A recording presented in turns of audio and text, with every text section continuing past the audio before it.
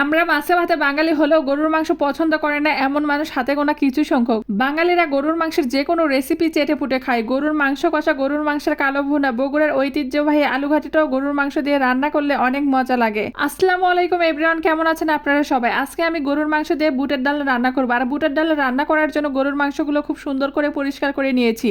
মাংসের ভিতরে পেঁয়াজ কুচি, হলুদ গুঁড়ো, মরিচ গুঁড়ো, জিরা গুঁড়ো, ধনে গুঁড়ো, তেজপাতা, সাদা ফল, দারচিনি, কালো ফল, এরপর আদা রসুন বাটা পরিমাণ মতো তেল দিয়ে ভালোভাবে মেখে নিব।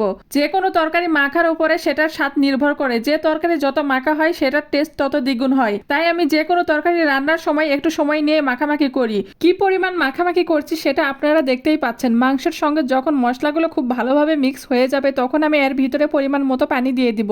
এরপর মাংস সিদ্ধর জন্য প্রেসার কুকারের ঢাকনা লাগিয়ে চুলায় উঠে দিব। অন্যদিকে আর একটা পাত্রে ভেজানো বুটগুলো পরিষ্কার করে সেদ্ধ করে নিব। এর জন্য বুটের ভিতরে সামান্য পরিমাণ মরিচ গুঁড়ো, হলুদ গুঁড়ো, লবণ আর আদা রসুন বাটা দিয়ে সেদ্ধ উঠিয়ে দিলাম। আর এইদিকে প্রেসার কুকারের সিটি আমাকে জানান দিচ্ছে যে আমার গরুর মাংস অলরেডি হয়ে এসেছে। প্রেসার কুকারের ঢাকনা খুলে মাংসকে আরো একটু কষে নিচ্ছে। আসলে গরুর মাংস যত কষাবেন তার মজা তত বেশি লাগবে। মাংস কষানো হয়ে গেলে সেদ্ধ করে বুটগুলো মাংসের ভিতরে ঢেলে দিব। মাংস আর বুট একসাথে কষে নিচ্ছি। গরুর মাংস দিয়ে বুট ঘাটি রান্না করলে আমার কাছে কেন জানি না বিয়ে বাড়িতে খাবার খাচ্ছে সেই রকম মনে হয়। অনেকদিন ধরে বিয়ের দাওয়াত পাচ্ছিলাম না, তাই বিয়ে খাওয়া হচ্ছিল না। এই জন্য ভাবলাম বাসায় যদি একটু বিয়ের দাওয়াতের মতন কিছু একটা রান্না করে খাওয়া যায় তাহলে খুব একটা খারাপ হয় না।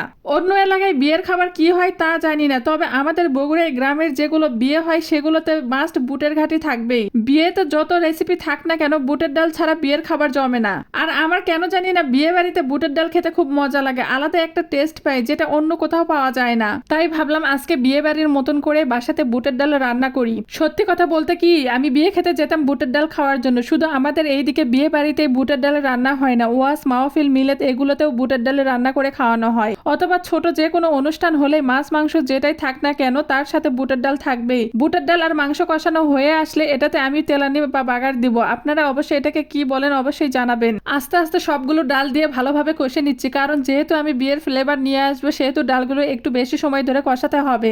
অনেকে অবশ্য বুটটাকে ঘেটে রান্না করে, তাহলে সময় একটু কম লাগে, কিন্তু আমি বেশি সময় ধরে কষে নিচ্ছি। তাহলে বিয়ে বাড়ির বুটের ডালের মতন ফ্লেভার চলে আসবে। যে কোনো রান্না একটু সময় নিয়ে করলে সে রান্নাটা টেস্ট বেশি হয়। কথাই আছে না, যেখানে একটু শ্রম বেশি দিবেন সেখান থেকে ভালো কিছুই ফেরত পাবেন। এখন কিছু কিছু রান্না করতে গেলে আম্মুর কথা ভীষণ মনে পড়ে, কারণ মায়ের হাতের রান্নার স্বাদ কোথাও পাওয়া যায় না। আমি যতই ভালো রান্না করি না কেন জানি না আমার কাছে মনে হয় যে আমার মায়ের হাতের রান্নাটাই সবচেয়ে বেস্ট। আমি নয়, প্রত্যেকটা সন্তানকেই যদি বলা হয় সবচেয়ে কার রান্না বেশি ভালো লাগে, আমার মনে হয় প্রত্যেকটা সন্তানই বলবে তার কাছে তার মায়ের রান্নাটাই বেস্ট। আসলে দূরে থেকে তো মায়ের হাতের রান্নার টেস্ট কখনো পাওয়া যাবে না, তাই কিছু কিছু রান্না করার সময় কেন জানি না খুব মনে পড়ে যায়। আপনারা যারা বুটের ডাল খেতে পছন্দ করেন তারা অবশ্যই এভাবে একবার ট্রাই করতে পারেন। বিশ্বাস করেন খেয়ে অনেক মজা পাবেন। আপনারা সবাই ভালো থাকবেন, আবারও দেখা হবে নতুন একটা ভিডিওতে। আর আমার ভিডিও যদি আপনাদের ভালো লাগে তাহলে অবশ্যই ভিডিওটা শেয়ার করে দিবেন।